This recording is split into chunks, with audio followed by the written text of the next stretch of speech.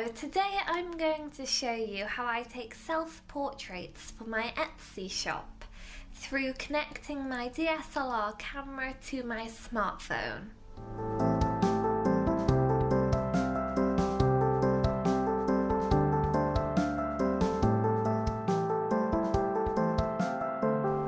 When setting up, I position my chair at a distance from the wall to reduce casting any shadows onto the background. I use continuous lighting softboxes, which I find mimic natural light and are less harsh than using flash or a speed light. I begin by enabling Wi-Fi on my camera and setting it to a 2-second timer, which I find is helpful to give me time to pose whilst taking photographs. I use the Canon Camera Connect app to allow my camera to be controlled from my phone. This allows me to remotely change my camera settings, see images I've taken, and take photos without having to get up and change my camera. There are a bunch of hotspot and tethering programs to connect your camera to your smartphone or laptop, so have a research for what will work best with your camera. The only issues I've found with the Canon app is that it drains your phone battery very quickly, so I usually keep a charger nearby, and it has a tendency to disconnect from your camera, which is mildly frustrating, but the benefits definitely outweigh the negatives. If you don't want to use any connectivity apps, simply ask a friend to click the shutter for you or use a timer. As for camera settings, if you want just the earrings or product you're shooting to be solely in focus, use a lower f-stop at f2.8 or lower.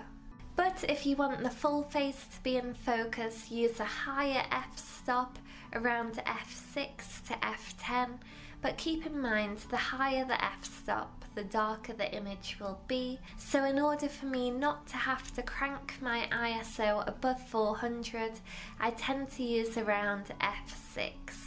If you want more depth to be in focus, you may have to get stronger lights, just so that you don't have to crank up your ISO too high and risk your images being noisy.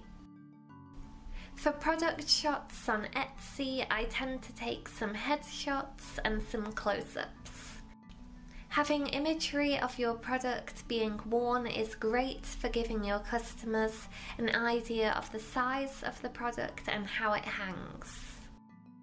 Shooting this way is great as you get real-time feedback through being able to see yourself, such as just seeing if your earrings are facing the right way or if you have any hair strands over your ear. Once I've finished, I usually take my images over to Lightroom to enhance the colours. I often have my products next to me whilst I'm editing so that I can try to perfectly match the colours so that my products are as genuine and true to colour as I could possibly make them. If you have had to crank your ISO up higher than you wanted to, a little tip is to go onto details, noise reduction, and increase the luminance slightly to remove any noise. Although don't do this too much as you'll start to lose detail.